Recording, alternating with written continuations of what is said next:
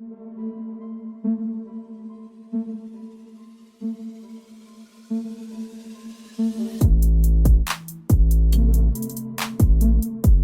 know what? I'll just start off by asking you a question because you moved.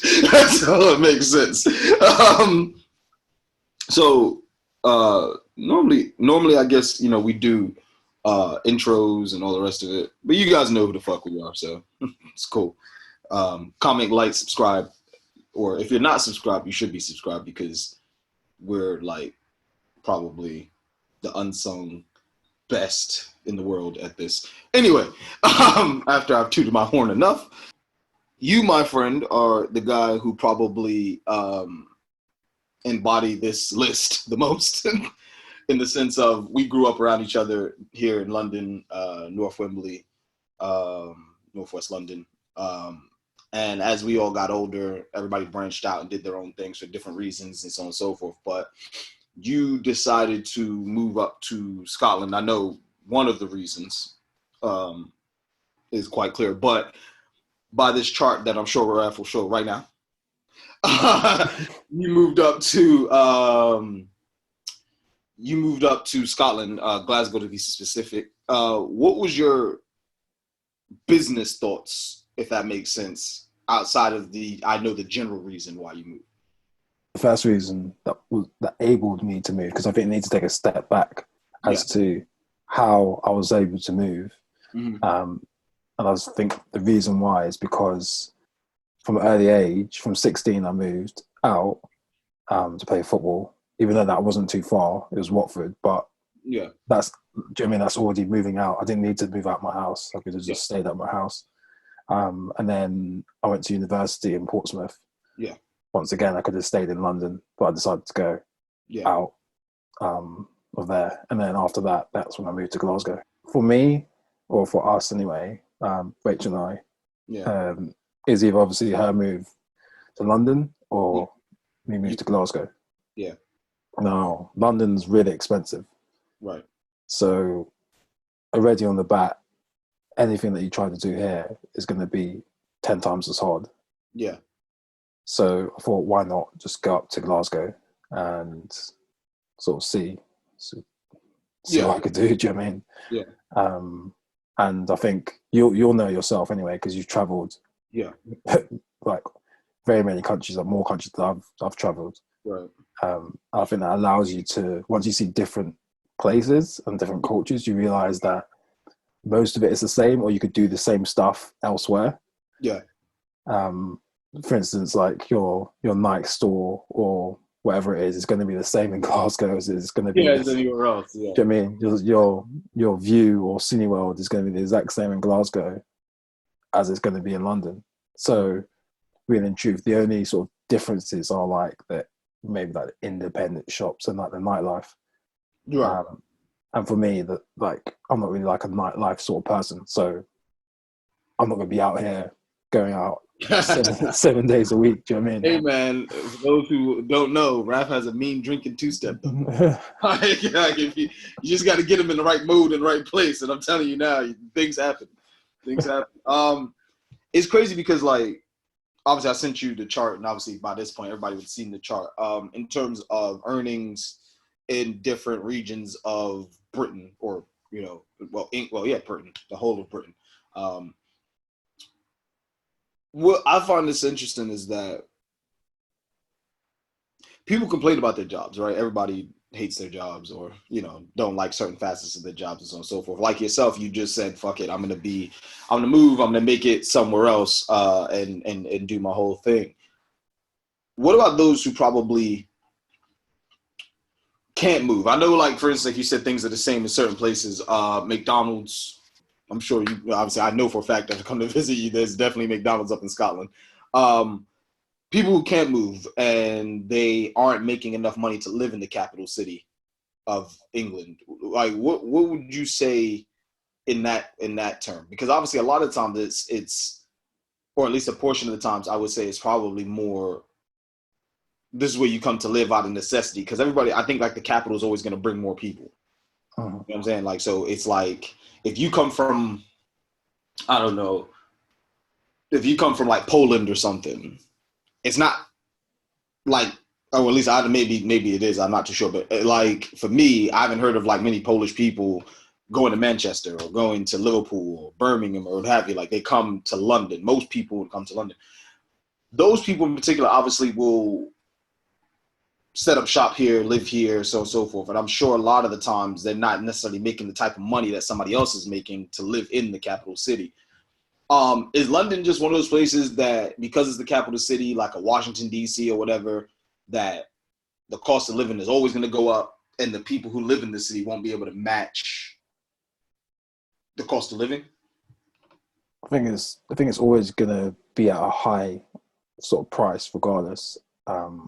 With the jobs thing, Mm-hmm. I know a lot of people that I know a lot of people outside of London, Yeah. like born outside of London, and it was their dream to go to London. And then when they went to London, they realized it's not as It's a not high. as great as it is, yeah.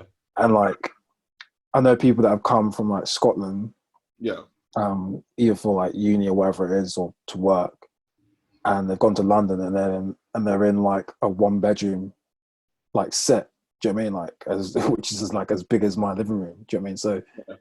like you realize that in order to be in London, you need to be and what I mean be in London, I mean like actually live. Yeah. You need to you need to have a very good salary. Mm. Probably yourself and your partner. Yeah. It's very unlikely as well that you'll have sort of, I don't know, like garden space and all that sort of stuff. No, not a chance. So I think what I would say to people that haven't moved or haven't thought about moving Yeah. is if you can, then try it. Because Yeah. let's be honest, you could try it. If you don't like it, can come back. Yeah. But I feel like a lot of people, just especially people that live in London, that's all they know. Yeah. They're not going to anywhere else because they're like, oh no, I wouldn't go to go live in Glasgow or Manchester. But you've never been there. Like, Exactly. do you know what I mean? Like, how do you know? How do you know that you don't like it if you've never been there? That's like Well, when I was little and like living in Brooklyn. It's like you only know Brooklyn, so you don't yeah, go anywhere. You don't. Yeah, I knew Jersey City, which is across the river. That's where my father's people live. But you don't know much. You just live on the block. So school, the block, school, the block. It's when you're a kid. Um, if my mom was to say to me, "Oh, we're going to Manhattan," I'd be like, "Oh, that's like another place. That's not even like in the same vicinity." Even though Manhattan's not necessarily close to Brooklyn, I'm just saying like it's one of those things where it's like, oh, that's like a whole nother world. That's not even close to us. That's like almost like we have to get on a plane to go there. yeah, I think like my experiences is like as traveling and stuff and seeing so many different cultures and stuff like that. I think people need to even consider. I'm not telling people leave London. A lot of people is beyond their means. They can't necessarily move out of London, and they make just about enough money to survive in London. But yeah, survival is not living. But at the same time, I understand. I would even tell people to move out of that. Even though this conversation specifically about Britain, but I would even go.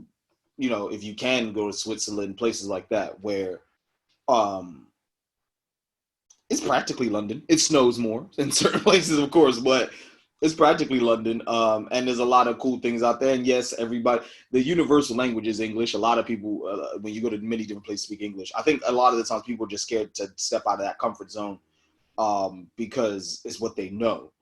Um, but living and surviving are two different things.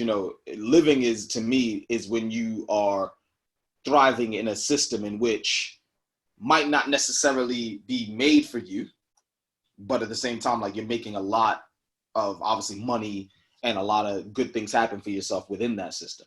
And survival is when you don't have two pennies to rub together, but you literally just about make ends meet. And those who are just surviving probably have less choices than those who are living in terms of, well, they definitely have less choices than those who are living because they're not able to um, just make that move, or their job's not transferable. Like you're not gonna. I don't know how many people at McDonald's can be like, oh, I want to transfer to the McDonald's in Glasgow or yeah, the McDonald's in Manchester or what have you. It's not really that type of business. It's more of like a franchise thing. But I think like those who work in companies that are more universal, in terms of obviously nothing more universal than McDonald's, but um, like for yourself, like even real estate to some degree, I think people just tend to think like I'm comfortable. and I don't want to shake the boat or go somewhere, but then complain that I don't make enough money to actually live here. I know a lot of people living above their means in London. Some people have leased cars that they can't really afford and things of that nature, rent homes that they can't afford. I remember when I moved out, I lived in a flat and it was like £1,500 a month. And me working a shitty job at a cinema that will be unnamed, wasn't gonna get that done, So even if you work twice as hard to not even go that far, really. Yeah, I think you touched on a good point, which is, well, I think people within the UK should definitely look to move abroad. Unfortunately, in my opinion, that will sort of cease to end probably in a year or two when we move out the EU. So that's probably, if you're going to use that particular opportunity, do it now. Yeah. I would say to any, like, if you're like 16, 17, definitely go and like visit different cities. Yeah. I'll definitely say that. Go and visit different cities. If you're obviously if you're like 18, 19, visit different cities with your like university friends. Obviously, like we went to like Liverpool when Shah was up there. Right. Sort of different unis and stuff like that. Like, just so that you just see a different city. Do you know what I mean? You might be like, because I love Manchester. Like, if I could, apart from Glasgow, if I could live anywhere else within the UK, that was a city, I'll go to Manchester. It's because I've been there a number of times. I like it. It's cool. I think as well, a lot of people have the opportunity now that are older than sort of 19, 20, that might be in their mid-20s, that don't really have any commitments in terms of maybe like relationship-wise or things of that nature. Yeah. I think they have an opportunity at the moment to do remote working because of the current climate that we're in. Most people aren't expected to go into their jobs. So why not just pack up the renting in London and go and rent in a different city for 3 months? Do you know what I mean? It's a great opportunity now to try something new. Yeah. People, I think the problem is, like I said, it's comfort zones. People tend to think like, oh, I'm not going there because I don't know anybody. And I think a lot of the time, like I remember when I was a kid, my mom was really cool. Like I remember like we moved a lot. And when I got settled, obviously in Wembley and met all you guys, and like I met obviously like Shawhood and Kasum first, but I met all you guys. Like I didn't want to move anywhere too far from being able to link up with the guys. So my mom would always be like, "All right, we're moving." They'd be like, "All right, cool." Because even you saw. It's a funny story. I remember you helped me move that big glass cabinet, and we like just dashed it somewhere and ran back, and we literally moved from next door to like from one house to the house next door, in times like that. And my mom was really just like, oh, I want to keep him around his people a lot of the time, which was funny because a lot of parents would have been like, boy, we're moving to, wherever. And, there's Facebook. Good luck. Mm-hmm. But she always managed to like, if we moved, I think the furthest I moved out away from everybody was Uxbridge. But by that point, we were all older and everybody was doing their thing or what have you. But yeah, I'd stayed generally in the generalized area. Nowadays, I'm like, if we got to move, I don't care where it is. Like, let's just, like if we move house or whatever, I don't care if it's I don't want to move to like Luton or something like that, but I don't care if it's that far out. I don't really care where we go at this point. But I think, like you said, people have the opportunity to make those moves early. Like if I went back to being 18, 19 years old, and I could just go anywhere, I'd probably go up to Liverpool or Manchester or whatever and just go and live up there and get a little place and, work a little job or whatever for the time being. But I think, like I said, it comes down to comfort zone. But people who live in London, I think more so than anything else, it's literally becoming for the wealthy and the rich. Like if you've seen Wembley at any time recently, Wembley is insane. Even I know COVID has probably slowed down some of that production. When we were kids, Wembley was, for lack of a better term, it was more so the hood. It wasn't really big buildings and the rest of the most that Wembley had was a stadium. Then they knocked that down. That was down for what, like 10 years? Mm-hmm. And then it was just one area that, just an industrial kind of area, and nothing was really going on. Now it's like they're trying to, I wouldn't be surprised if there was congestion charge in Wembley soon. Like, I wouldn't be surprised if those red lines was plastered all over the floors and all sorts, because, that's what it's turning into. These things are getting ridiculous. People are, I saw something that taking congestion charge up again and trying to expand the areas. London is really becoming for the rich, for the wealthy, for people who can not even just manage living here, but pretty much thrive living here. Rent is going up, mortgages are going up, people are struggling. Even those who, in the last episode that we did, even those who are saying, "Oh, I got bread and I got money," or whatever, like that money is going to be meaningless. Yeah, because once they execute what they want. I think that's what that CV table was showing. Sort of like how much money people earn, and then the outgoings, and then how much money they got left. Because I know a lot of people will probably watch this and say, "Yeah, but in London you get paid more." Well, you do get paid more as a wage. Yeah, that's obvious. But compared to more than your wage, everything else is like your rent or your mortgage, or even when I go to London for work. Yeah. When I'm in Canary Wharf and I'm getting like something to eat, it's like minimum £15-20. Exactly. I mean, like that's absolutely crazy. Like, and it has nothing to do with, oh, I can't pay the £15-20. It's just like I'm not getting my money's worth for what I'm buying anyway. Yeah. I mean, so buy a sandwich and a drink and it's already £10. Yeah, like come on. Like a bit of bread and meat. Come on, that shouldn't be. It's literally bread, meat, and mayonnaise. Like, what the fuck? I could do this at home for free. Like, and I know a lot of people will say, "Oh yeah, but like maybe it's where you're going to shop." Listen, man, y'all meal deal people, y'all can go ahead and doing the meal deal thing. I'm not against the meal deal. I had to do meal deal at one point too, but at the same time, bro, you understand? I think even the meal deal price has gone up. Like, it's just like you guys have to understand, like, the economics of where you are. And like Rav said, it's like what comes in, what goes out, and what you're left with is so important. Because if it goes, this would be the right way. What comes in is high, what goes out is low, and what's still there is kind of high. That should be how your life should look. Yeah. Now that's not everybody. I know that. I know that's impossible for that to be everybody. What it actually looks like is what comes in is great, what goes out is terrible, and what you're left with is you need to survive this until the next payday. Like, this is zombie apocalypse, and people don't understand that, and that's why people live beyond their means. Dudes out here buying, I can see his sneakers will cost you, I don't know, like 180, 190 pounds, but you're only getting paid 500 pounds. Now, a lot of people are like, oh, but it's only 180 to 500. That's still taking out quite a lot of your money to buy something that is beyond your means of access. I know that, me and Shaw said this to me, and I kept it, which is, if you can't buy something three times, don't buy it. Uh-huh. Like, and that's been my thing since. So like, even, guys who are sitting out here now who might have saved up for the PS5 or something like that, but they don't have money in their account. So like, you could have like 500 pounds in your savings. You're like, that's my PS5 money, right? But at the same time, you don't have actual liquid money in your account where you could say, all right, cool. If a bill comes, I could pay that no problem and still keep that 500 pounds.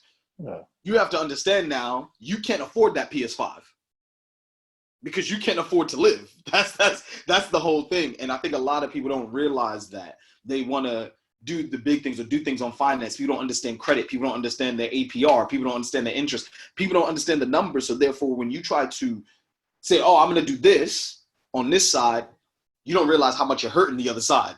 You don't realize how much you're putting yourself in a bad position over here.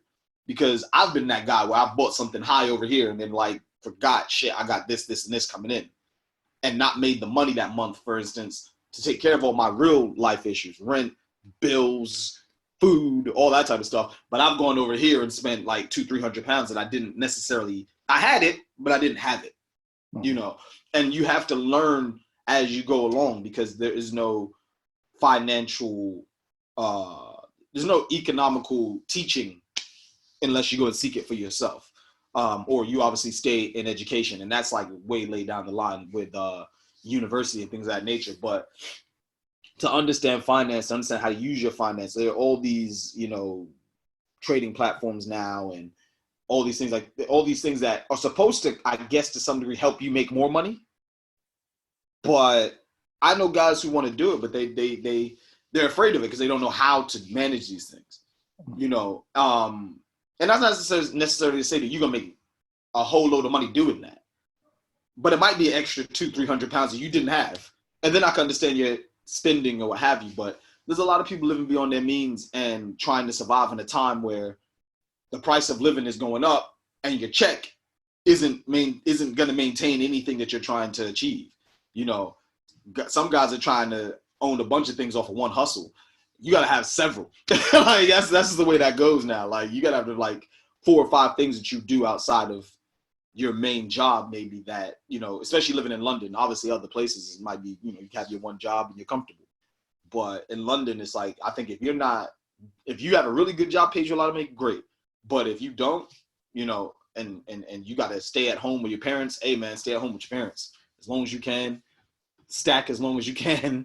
You know what I'm saying? Obviously hit your mom and dad off with a little bit of money here and there, but stack as much as you can and try and survive. Because like I said, the cost of living every day, especially now with COVID and jobs being lost and things of that nature, survival is of the fittest now. So, but yeah, I see that we're running out of time. So, it's Blurred Lines. Like, comment, subscribe. Hit us up on Instagram. And I usually say if you don't like it, tough. But I think this is something everybody should like and pay attention to, because it's important to know about your finance and how you're using it. So.